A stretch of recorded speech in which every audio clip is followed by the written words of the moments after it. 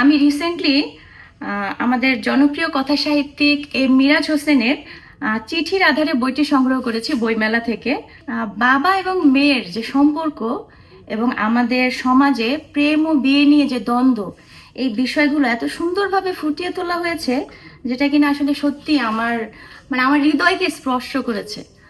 বইটির যে সেন্ট্রাল যে ক্যারেক্টার মালা, বইটি পড়তে পড়তে আমার এরকম ফিল হয়েছে যে মালা ক্যারেক্টারটা আমি নিজেই। কিন্তু বইটি পড়তে পড়তে মনে হলো যেন হঠাৎ করে গল্পটি শেষ হয়ে গেল। সেক্ষেত্রে লেখক যদি চাইতেন আরো একটু বড় করতেন গল্পটিকে, সেক্ষেত্রে আমরা পাঠকরা আরেকটু উপভোগ করতে পারতাম গল্পটি। এবছর আমি বইমেলা থেকে অনেকগুলো বই সংগ্রহ করেছি, তবে আমার কাছে মনে হয়েছে এই বইটি অন্যতম সেরা একটি বই। ভ্রমণ কাহিনী আমার খুবই পছন্দের।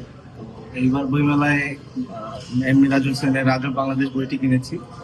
বইটি না পড়লে জানতামই না যে বাংলাদেশে এত অদ্ভুত অদ্ভুত জায়গা আছে। জানা হলো হয়তোবা ওইসব জায়গা আমার কখনো যাওয়া হয়নি, যাওয়া হলো হয়তোবা জানি না যে এইসব এই স্থানের পিছনে যেসব অদ্ভুত গল্প রয়েছে। তো এই বইটি লিখতে গিয়ে লেখক অনেক সময় এবং পরিশ্রম ব্যয় করেছেন। আমার মনে হয় এই বইটি সবার পছন্দের রাখার মতোই একটি বই।